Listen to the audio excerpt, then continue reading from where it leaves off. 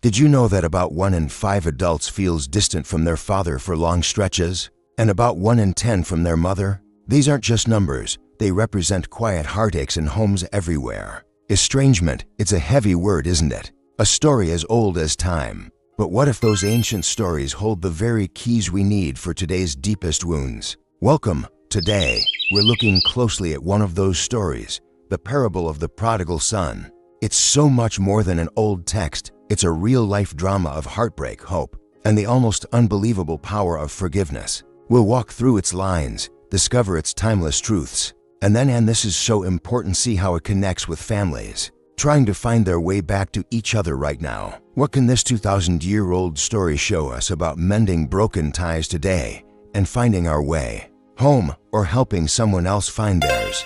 This parable, you'll find it in the Gospel of Luke, chapter 15, kicks off with something that would have truly stunned people back then. "Father, give me the share of property that is coming to me." Imagine this. A younger son basically tells his father he wishes he were already gone by demanding his inheritance right now. This wasn't just about money. It was a deep, public break from the family, a total disowning. And the father? The story just says, so he divided his property between them. No fight, no harsh words recorded. Just a father letting go. Not many days later, the younger son gathered all he had and took a journey into a far country, and there he squandered his property in reckless living. Now, this far country he goes to, it's more than just a place on a map. It's a state of mind, far from good advice, far from responsibility, far from everything he grew up with. Reckless living. You can almost see the impulsive choices, the short-lived fun, and the emptiness that was bound to follow. And just as you'd expect, the money runs out. A terrible famine strikes, and he's left with nothing. The exciting life he wanted, it crumbles. He ends up in the most humiliating spot for a young Jewish man at the time, feeding pigs and clean animals, and he is so starved he dreams of eating their food. Talk about hitting rock bottom. This is what his choices led to, the sour taste of his so-called freedom. But then, something shifts. The story says, but when he came to his senses, he thinks, how many of my father's hired servants have more than enough bread? But I perish here with hunger. He came to his senses. That's the moment it all becomes clear. Like light breaking through a fog of pride and desperation, he finally sees how bad things are, how generous his father is even to servants compared to his own terrible situation. This isn't just about an empty stomach. His soul is hungry. He realizes his huge mistake, how empty he feels inside. His next thought is about repentance, about going back. I will rise and go to my father, and I will say to him, Father, I have sinned against heaven and before you. I am no longer worthy to be called your son. Treat me as one of your hired servants. There's real humility in that. He's not expecting a welcome party or to get his old room back. He's ready to be a hired hand, just to be near his father's home again. He knows he's given up his rights as a son, so he starts the long walk home. Can you imagine that journey? Filled with shame, fear, and maybe just a tiny spark of hope. What was waiting for him? Anger, rejection, or something different? Then the story takes a sharp turn, focusing on the father. But while he was still a long way off, his father saw him and felt compassion and ran and embraced him and kissed him. This is huge. Back then, a man of his status, a patriarch, just wouldn't run. It was beneath him. But this father, his heart overflowing with compassion, tosses dignity aside. He doesn't wait for his son to show up, to grovel, to earn his way back. He runs to him. This isn't just forgiveness, it's an eager, overwhelming love already there. The hug, the kiss, these are signs of a deep welcome and acceptance, offered before the son can even get his practiced speech out. The son does start his confession. Father, I have sinned against heaven and before you. I am no longer worthy to be called your son. But his father barely lets him finish. He calls out to his servants, bring quickly the best robe, and put it on him, and put a ring on his hand, and shoes on his feet, and bring the fattened calf and kill it, and let us eat and celebrate. For this my son was dead, and is alive again. He was lost, and is found. Every action is packed with meaning. The best robe, that's about honor, about being a son again. The ring, that means authority, that he belongs. Shoes, free men wore shoes, not slaves. and the fattened calf, that meant a huge party, a joyous feast. The father doesn't just forgive. He throws a massive celebration for the return of the one he thought was gone forever. He brings him back fully, no strings attached, no trial period. The heart of it all is this incredible, unconditional love and forgiveness. But the story doesn't end there. There's an older brother. He's the responsible one, always did his duty, stayed home, worked hard. He hears the party and finds out why. His younger brother, the one who embarrassed the family and wasted his money, is back and being treated like a hero. And how does he react? He's angry, resentful. He says to his father, "Look, all these years I've slaved for you and never disobeyed your orders. Yet you never gave me even a young goat so I could celebrate with my friends. But when this son of yours, who has squandered your property with prostitutes, comes home, you kill the fattened calf for him." The older brother feels a deep sense of unfairness. He sees himself as the good son, never rewarded, while the irresponsible one gets a huge welcome. He can't even call him my brother, instead saying "this son of yours." He feels forgotten, like his loyalty doesn't count. He is like anyone who does all the right things on the outside, but struggles with compassion, who finds it hard to accept when grace is given to someone they think doesn't deserve it. The father's reply to him is gentle, but firm. "Son, you are always with me, and all that is mine is yours. It was fitting to celebrate and be glad, for this your brother was dead, and is alive. He was lost, and is found." He gently reminds the older son that he's always with him, and everything the father has is his. But he also invites him to share the joy, to find that same spirit of forgiveness and love. And that's where the story leaves us hanging. We don't know if the older brother ever goes into the party. This isn't just some old tale. Its themes hit home hard in families today. That far country today, it might not be about blowing an inheritance on wild parties. It could be the isolating world of addiction, the lonely place of mental health challenges, deep divides over beliefs, or even just how careers and life goals can slowly pull families apart, until talking becomes just an awkward holiday phone call. Studies show that more people than we realize feel cut off from their parents or children.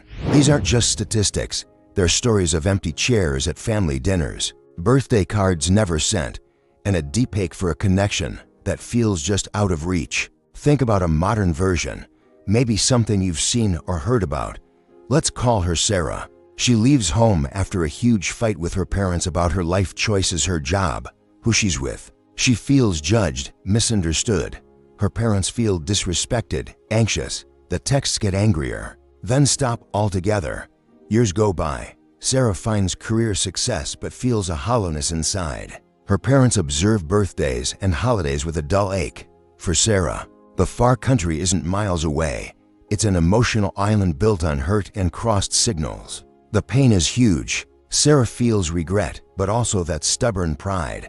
Her parents are grieving, holding onto a shrinking hope she'll come back. Or what about someone like Michael, struggling silently with addiction? Shame keeps him away from his family. He asks for money, vanishes for periods. His life just spiraling. His family is caught in a loop of worry, anger, and feeling powerless. They feel let down, worn out. Michael, like the prodigal son, eventually hits his own rock bottom. Maybe a health crisis or trouble with the law. He's got nothing left, not just money-wise, but emotionally and spiritually too.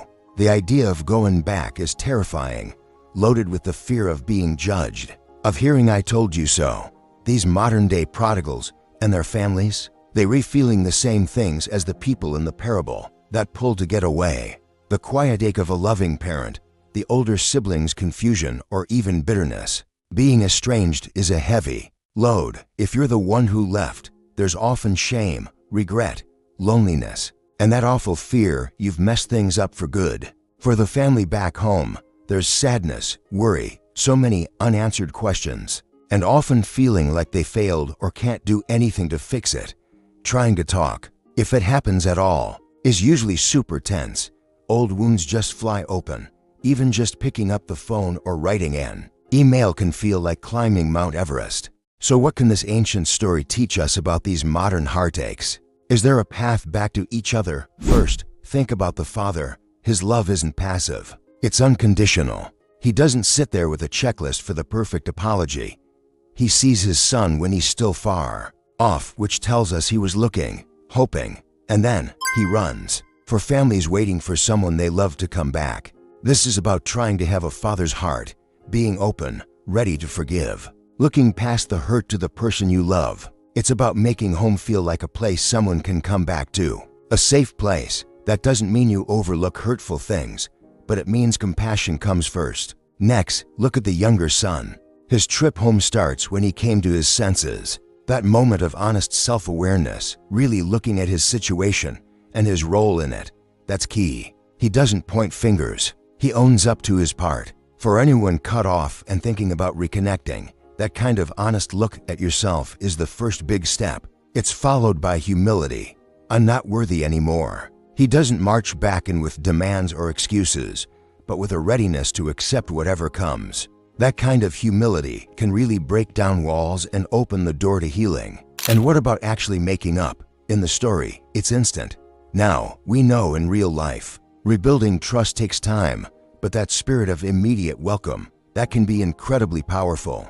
The father doesn't say, "Okay, you can work in the fields for a year, and we'll see." He says, "Let's celebrate." That shouts you are valuable. You belong, okay? So let's get practical. But remember, every family is different, and sometimes getting help from a professional is really important, especially if there's been abuse or things are really tough. For families waiting, the fathers and mothers, keep the door and your heart open. Let it be known, quietly or openly, that the door is always open. Not to condone what happened, but to show the love is still there. Sometimes, the biggest thing stopping someone from returning is the fear they'll be rejected for good. Active waiting isn't just sitting by. This doesn't mean just sadly waiting. If it feels right and safe, maybe send an occasional, no pressure message, thinking of you, or hope you're doing okay. No guilt trips. The idea is to keep a little thread of connection, to show you haven't given up. Look after yourself. You can't give what you don't have. Waiting is exhausting. Get support. Keep living your life. Find your own joy. A parent who's doing okay is in a much better position to welcome someone home. Be ready for a bumpy road. If they do come back, it might not be a fairy tale ending right away. Old habits can show up. Think of it as a journey, not an instant fix. Celebrate the small wins. For those estranged, the prodigals, take an honest look inwards and own your part, like the son coming to his senses. Really think about your journey and what role you played in the separation. This isn't about beating yourself up. It's about getting clear. Reach out humbly. If you're thinking about reconnecting, approaching it with humility can make a world of difference. Something simple like, "I know I've made mistakes and I miss you. I'd love to talk." If you're open to it, can go a long way. Don't expect everything to be fixed overnight. It's a process. Keep expectations realistic. Your family has their own hurts and their own pace for healing. They might not react like the father in the story right away. Patience is your friend here. Share what you need down the road, while starting with humility is key. Healthy relationships eventually need open talk from everyone about what they need and what their boundaries are. For siblings, the older brothers and sisters, it is okay to feel what you feel. You might have a mix of emotions, resentment, maybe even jealousy, or feeling like your returning sibling is getting all the attention. That's okay. Talk about it with someone you trust. Try to see it from all sides. Everyone involved has been hurting. Your parents' joy at having one child back doesn't mean they love you any less. Lean towards togetherness. Your feelings are real, but think about the whole family healing. Can you offer a hand of welcome, even if it's hard? Your support could be an amazing gift to everyone. This story, these ideas, they're not just for other people. They touch all of us. Maybe this story hits close to home for you. Maybe there's a relationship in your life that's broken, a wish for someone to come back, or forgiveness you're finding hard to give or receive. When this is over, maybe take a quiet moment. Is there a far country you've found yourself in? Or is there someone you love who feels miles away? Is there forgiveness waiting to be offered? Or maybe when you need to accept? If this has meant something to you, perhaps share it with someone else who's walking a similar path. And look, if these things are really weighing you down, please know that reaching out to counselors, therapists, or spiritual guides can be a huge help. You really don't have to go through it alone.